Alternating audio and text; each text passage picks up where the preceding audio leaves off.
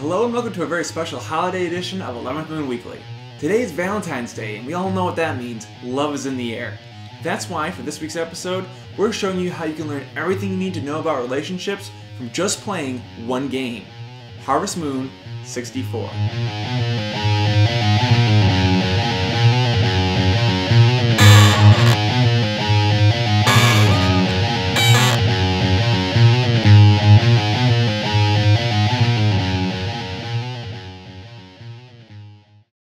Harvest Moon 64 is a game that I have had since I was a kid.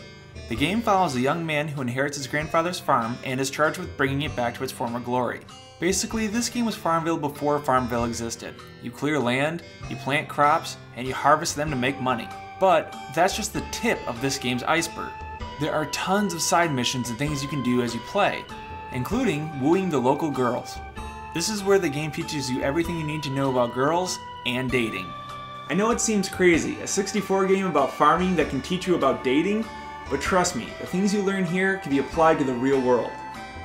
First, the game introduces you to all the girls and gives you a brief glimpse into their individual personalities. All are completely different with their own backstories, preferences, and needs. It is then up to you to decide what girl you'll be attempting to woo. So, like in real life, you have to make a decision on whom you want to pursue.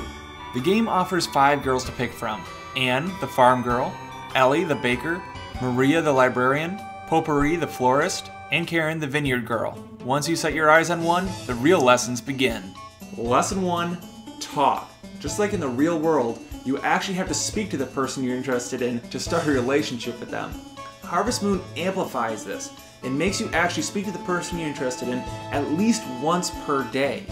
And this is not an easy task, because just like in real life, these girls have their own lives to lead and will not be just standing around waiting for you. Which brings me to lesson 2. Respect space, but be persistent.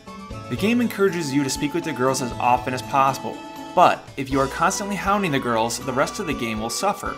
For that reason, it's better to set up times when you can meet with her and create openings for yourself rather than forcing it. Just like in real life. You wouldn't want to constantly pester a girl because she'd easily mistake your affection as being creepy or stalker-esque. Lesson 3, gifts. Gifts are essential for the wooing process in this game, but the kicker is that no two girls are the same. So just like in real life, you cannot assume that any two girls are going to want the same things. Also, some gifts will actually work against you if you give them to the wrong girl. For example, Karen doesn't like your dog, so when you show him to her, she'll get upset and it will hurt your chances. The point is, giving a gift to a girl isn't always a good thing, but if it's something that she really wants, it will help your case. Lesson 4, families. It's important in the game to win over the families. It can help you out later down the road. The girls become more friendly and you can get some bonus items if you really win them over. Just like in real life, you gotta remember to respect your in-laws and get along with them, because remember, once you get married, they're your family too. Lesson 5, rivals.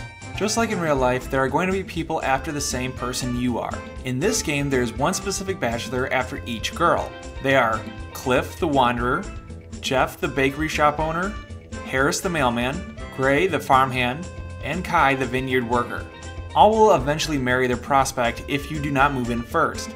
It comes down to you making the first moves and being persistent, even though you know there is someone else after the same girl. Lesson 6. Those you ignore will leave you. In this game, the girls you do not pursue will actually be married off and then disappear from the game entirely. Now this happens in both the game and in real life. Remember, if you really love somebody, you gotta stay in contact with them and be friends with them even when they're not around.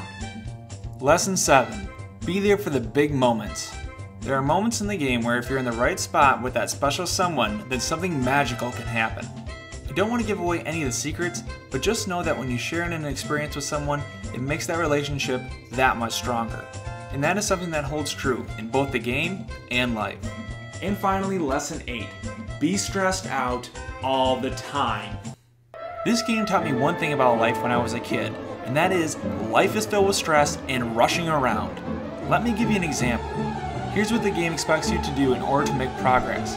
Wake up at 5 a.m., eat breakfast, go outside, plow your land, plant your seeds, water the seeds, run into the forest, find berries, flowers, or whatever the girl wants, run back into the town, hope to catch her before she leaves for the night, and then return after dark to go to sleep to instantly wake up and do it all again. Rinse and repeat this process for an in-game year, and then you may, just may, be able to marry the girl of your dreams. But on a positive note, once you're married, you don't have to go looking for that special someone anymore, because she's waiting for you at home every day. Now that's a reward. Harvest Moon 64 is one of my favorite games. I love the look of the characters, I love the simplistic controls, and I love the music. And it offers great replayability and good life lessons. So next time you're out with a girl and she asks you, how do you get so smooth? You just smile and say, Harvest Moon 64, baby.